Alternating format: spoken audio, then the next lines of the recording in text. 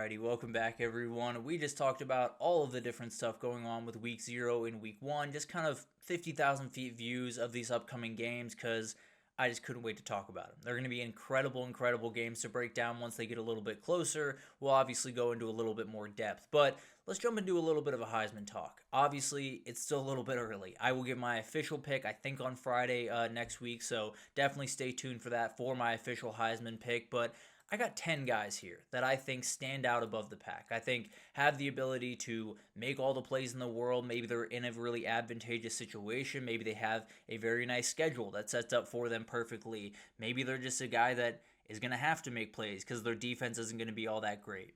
There's a lot of different stuff that goes into winning the Heisman, especially as of late, where it isn't even the best player on the best team. It's the best player on a 9-3 team that had to put up crazy stats like a Jaden Daniels, even like a Cam Ward a year ago. So a lot of different things go into this for me, but let's start with a little bit of a wild card and then we'll get into my top 10. Mekhi Hughes, the running back up there at Oregon, he is plus 12,000 right now on the open market to win the Heisman.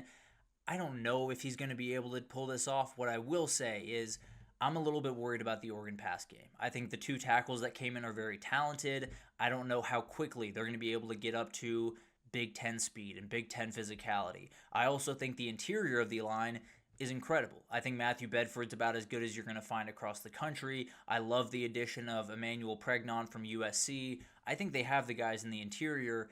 They're going to have to run the ball. I really like Dante Moore. I think he's going to be a good player.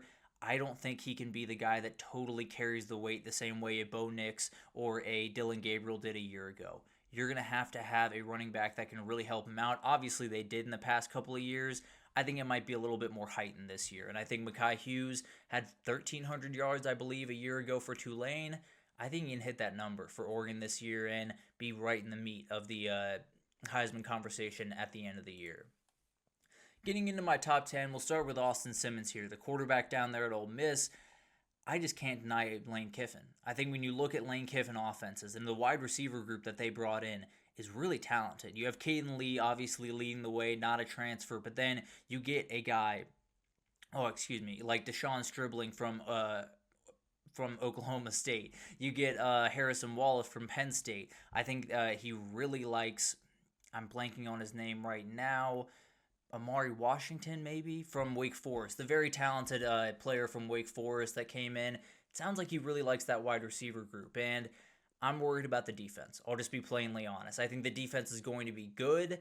I don't know if they're going to be great, and I think they might have to score quite a few points to get some of those bigger wins. So I think Austin Simmons is in a great position. Obviously, he's got to make the plays. I think he's going to be a guy that really does kind of explode onto the page early in the season, and then we'll see what happens down the road. But really like this kid's skill set. Obviously love Lane Kiffin running the offense. I think it's going to be a really interesting guy to watch, and maybe a little bit of a dark horse, but definitely someone that I think can make this happen in 2025. John Mateer at plus 2,500. Very good player. One of those guys. The only thing, this one I put at 9 plainly because if he can hit, he's going to find a way to New York. If he hits to the degree where Oklahoma is in the CFP conversation, this guy is in New York City. There's almost no doubt in my mind because when I look at this Oklahoma team, there's so many things to like. The defense, I think, is going to be really good. I think they're going to be improved in the wide receiver room as long as everyone can stay healthy like they were a year ago. I think offensive line, they got to be improved there. There's no two ways about that. But I really do think when you look at this team, if they are going to do the things that Oklahoma fans want them to do this upcoming year, it's going to be on John Mateer's shoulders in a lot of cases. Now, I think they have the team around him for him to be successful and for them to be successful all the time, but I think he's going to have to be a really incredible player for them. And if he does hit, he's going to find his way to New York City. I'm a little bit skeptical. I won't lie to you. I definitely am a little bit skeptical if he's going to hit to the degree that Oklahoma fans like to think that he will, but I do think he's one of those guys that you got to be watching very closely for the Heisman this upcoming year because if he does hit, a lot of people are going to be talking about Oklahoma and he's going to have a lot of opportunities to make a statement. DJ Lagway here at plus 1,800. It's just health. Can he stay healthy? Can he stay on the field? Because if he can stay on the field, I think they have the wide receivers. I know they have the offensive line. I know they have the run game. he can put up some crazy numbers. I really do believe that. I think the defense is going to be a little bit boomer bust. I think there's going to be moments where they make incredible plays. I think there's going to be moments where they give up massive plays, and he has to make massive plays on the backside. So that's going to be an interesting thing to watch, no doubt about it. But I like this kid. I think when it comes to talent level, you're going to have a hard time finding a quarterback that does things quite as well as this kid does. You just got to stay on the field, and they got to be able to put it together offensively. I think he's got all the tools, though. And if he's on the field, he's going to be putting up Heisman-level stats. Garrett Nussmeier, all the way down here at 7. He is plus 850, I believe, third in line on the Heisman rankings right now in terms of odds. He's an incredible player. He's going to have every chance to do some incredible things.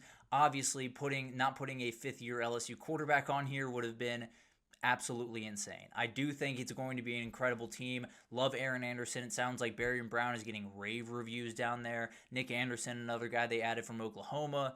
I love this group. I love this team. I think it could be really special. The only question that I have really with this is, will he have a run game to go along with it? Because what happens when you don't have a run game to go along with it is this guy's going to take his moments. He's going to take shots. He's going to take risks, and he's going to make mistakes from time to time. So I think it's one of those things where as long as they can get that run game under his feet, he's going to put up about as good of stats as you're going to find around the country.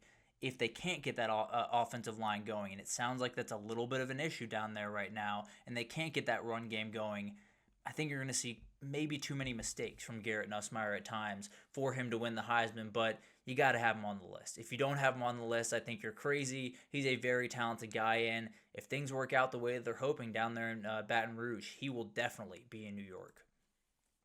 Ryan Williams here at 6, plus 3,500 on the open market right now. It's just the quarterback position. You know, can you put it together at the quarterback position? And then the other part of it is this core too good for him to win this thing? And that sounds crazy, obviously, because you love to have incredible players around you, but will he get the target share that he got a year ago or that people are expecting of him this year? Because Isaiah Horton's really good at football. Jeremy Bernard's really good at football. So it's going to be really interesting to watch how that kind of unfolds.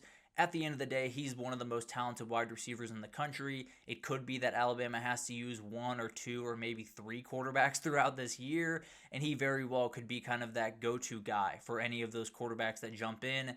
He's obviously going to have to put up crazy numbers. There's no two ways about that, but I think if you're looking for a wide receiver that can kind of outshine their quarterback, I think it might be down there in Tuscaloosa, but we'll talk about another one here in a second, obviously. K. Klubnik here at plus 900 and number 5 on my list.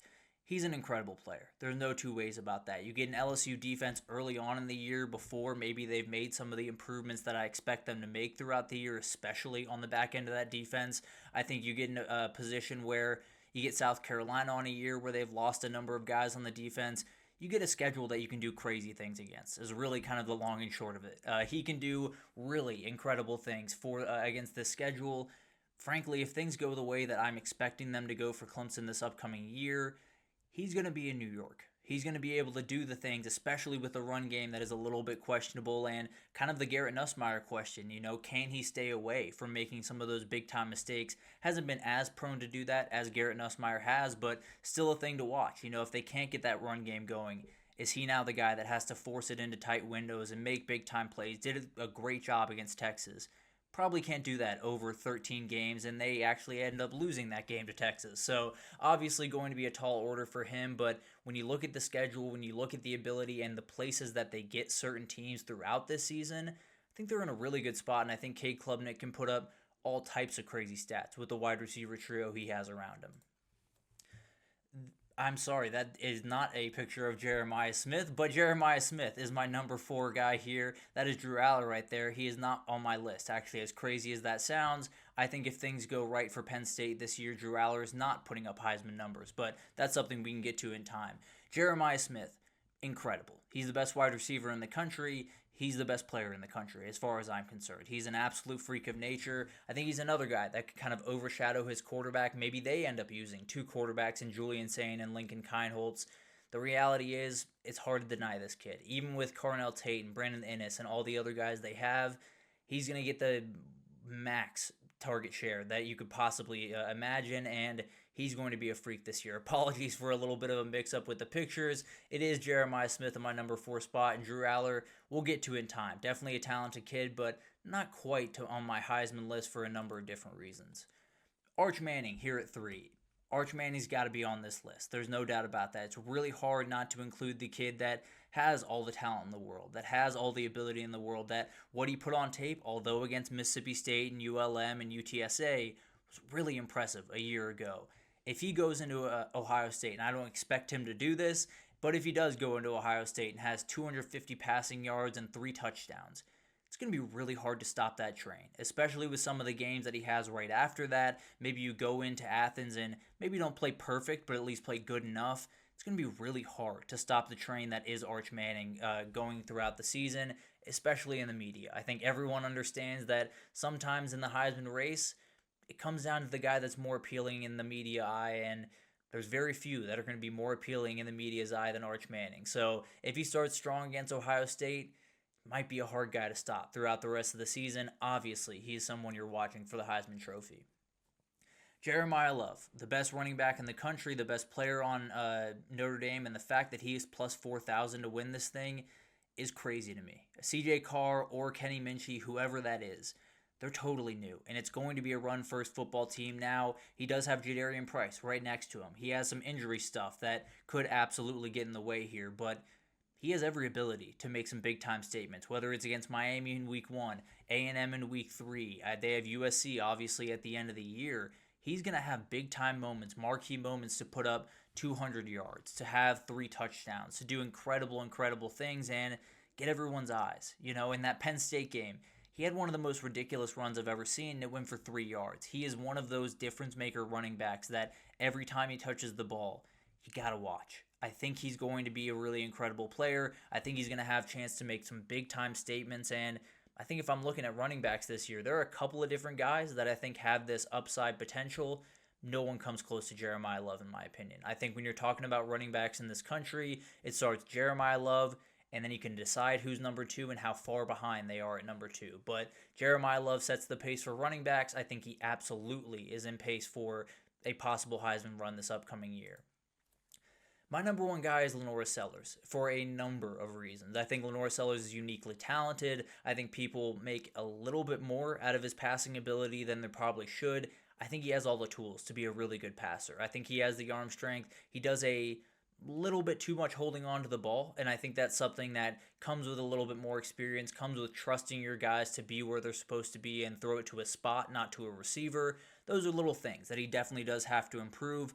The other part of this is he might be at the very top of the Jaden Daniels of 2025 list. Now, this is a little bit disrespectful to the South Carolina defense. I think they're going to be fine. I don't think they're going to be terrible.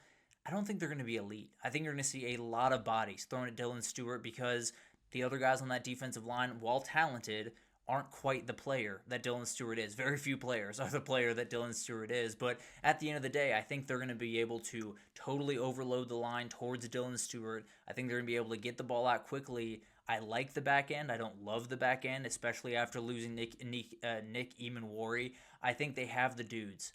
I just think it's going to be a little bit of, you better go out there and score 40. You better go out there and score 35 or 38 or 45.